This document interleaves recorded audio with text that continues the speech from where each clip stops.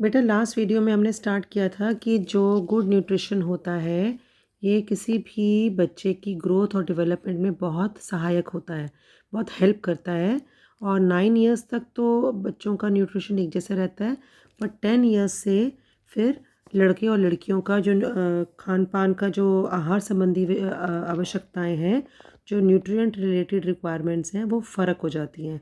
क्यों हो जाती हैं? बिकॉज़ लड़कियों को फिर पीरियड्स हो जाते हैं एंड उनकी रिक्वायरमेंट चेंज हो जाती है।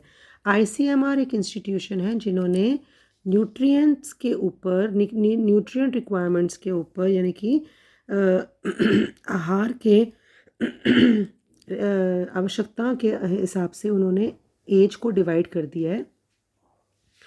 उन्होंने बोला है इन्फेंसी होती है यानी कि शैशवावस्था जो होती है वो आपके जन्म से 6 महीने तक और फिर 6 से 12 महीने तक चलती है।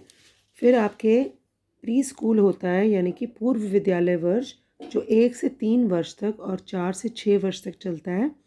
उसके बाद विद्यालय वर्ष होते हैं जो स्कूल ईयर्स कहते हैं, जो 7 से 9 वर्ष से चलकर 10 से 12 वर्ष तक चलता है। ये 3 तरह की एज उन्होंने बताई है, शैशवावस्था, पूर्व विद्यालय वर्ष और विद्यालय वर्ष। अब इसमें ये बताना चाहेंगे, इसका मतलब ये होता है कि जो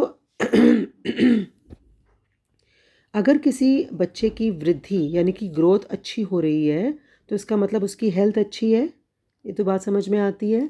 अगर आपकी हाइट और वज़न आपका बिल्कुल बढ़िया चल रहा है, कोई प्रॉब्लम नहीं है, तो ये एक इंडिकेटर है कि ये आपकी हेल्थ अच्छी है। बट इसके साथ ही इस बुक में ये लिखा है कि सिर्फ ग्रोथ अच्छी हो, लंबाई ऊंची अच्छी हो, वज़न अच्छा हो, ये ज़रूरी नहीं है कि यही हेल्थ का मतलब कि आपका अच्छा स्वास्थ्य बताता है।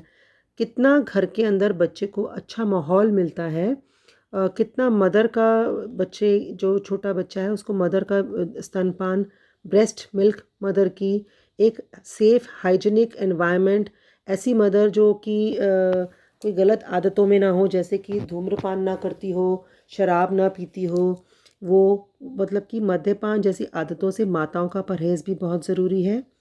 और कि ये सारी चीज़ें जो है ना, जैसे बच्चे को मदर का दूध मिलना और घर के अंदर एक खुशहाल एनवायरनमेंट, हाइजीनिक एनवायरनमेंट जहाँ पे सब साफ़ सफाई का ख्याल रखा जाता है और मदर को गंदी आदतों में, शराब या स्मोकिंग की आदत में ना पड़ी, वो वाले बच्चे भी अच्छा ग्रो करते हैं। ठीक है, तो ये सब कंडीशंस भी सिर्फ वज़न का बढ़ना अच्छा और आपका लंबाई का बढ़ना ही नहीं प्रमाण कि आपकी ग्रोथ अच्छी है, आपकी मतलब हेल्थ अच्छी है।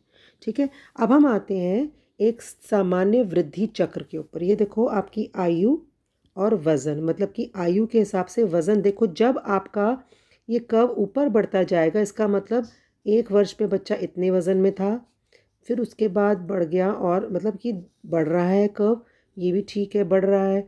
फिर आप देखो थोड़ा स्लो हो गया और ये समतल, जब ये ऐसी लाइन आ जाएगी इसका मतलब, इसका क्या मतलब है? इसका मतलब कि बच्चे की ग्रोथ नहीं हो रही, बच्चे की ग्रोथ नहीं हो रही और बच्चा अभी ग्रोथ के अंदर पीछे पड़ रहा, मतलब पिछड़ा हो रहा है।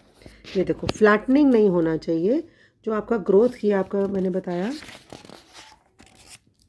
This is the normal growth curve, इस तरह की शेप ऊपर की तरफ जाना चाहिए। जब ये फ्लैट हो रहा है इसका क्या मतलब होता है?